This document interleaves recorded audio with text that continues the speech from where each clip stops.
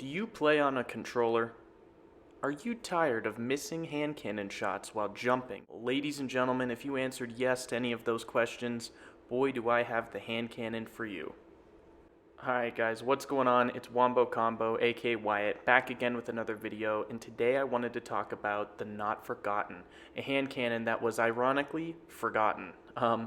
Basically, what spawned me to want to make this video is I saw Panduh, one of the best mouse and keyboard players like in the world, make a video talking about how trash this thing was, and I just couldn't help but feel that he didn't really give it all sides of the story because he is a mouse and keyboard player, and admittedly this gun is garbage on mouse and keyboard. There's no reason to use this over something like Ace of Spades or any other hand cannon with a ton of range, but if you play on controller, I think you should try it. You can buy it at the kiosk in the tower, and I'm going to give you some reasons why going ahead. First off, the perk is called Magnificent Howl. The way it reads is rapidly landing 2 precision shots increases the next shot's damage and range for a short time. So here's a clip of what that would look like. I come around the corner, I hit headshot, headshot, body shot. Normally the damage numbers would be 70, 70, and 76, but he was under a suppressing ball from a warlock. That's why there was more damage there. Now this clip I wanted to show why this is so good, right? So I just hit for 75 on that warlock, even though it was a body shot. And that is the beauty of this perk, Magnificent Howl. Rapidly landing 2 precision shots increases the next shot's damage. It doesn't just increase its damage, it makes it go to crit damage, whether it's a crit shot or a body shot, okay? So if I hit crit, crit, crit, they're dead. If I hit crit, crit, body, they're dead from almost any range. That's the beauty of this perk, right? So normally a hand cannon, a 140, unless you're rocking really low resilience, which most people don't, unless you're rocking really low resilience and getting hit with something like Thorn, the kill is going to be 3 crits, and there's no breaking from that pattern. You have to hit crit, crit, crit with your hand cannon. Right here, I am way out of range. This is not hand cannon range. I mean, maybe Ace with Memento Mori proc could kill from that range, but I just 4-tapped him from this far. I mean, that's impressive, and that has a lot to do with Magnificent Howl. I was hitting, 43, 57, and then I hit that 76, and then followed it up with a weaker shot, but that 76, man, it hits from so far away. Magnificent Howl has almost infinite range, and the beauty of something like that is just where normally you would be 3-tapping, or in this case 4-tapping at longer distances when you can't hit, you can 2-head 1 body most Guardians in the Crucible because of Magnificent Howl. So head, head, body, or body, head, head, because there's something interesting about this perk also. It tends to be a little buggy, and you'll see it a lot. It happens quite a few times in these clips where I hit 1 crit, and then the second crit hits for 76.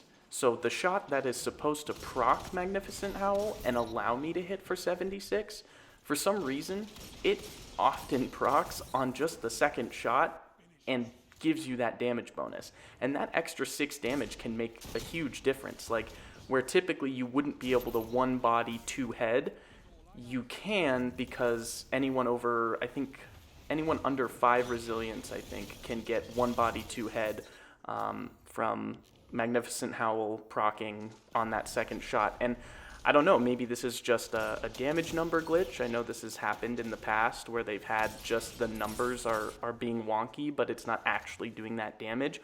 But it seems to me that it really is doing 76 damage. Like right there, I hit headshot, headshot, and on the second headshot, it procced and gave me 76 damage. I'm not sure why that is. It tends to happen quite a bit. But the other thing that makes this gun super good for dueling, at least keep in mind, again, on controller, is it also has Zen Moment.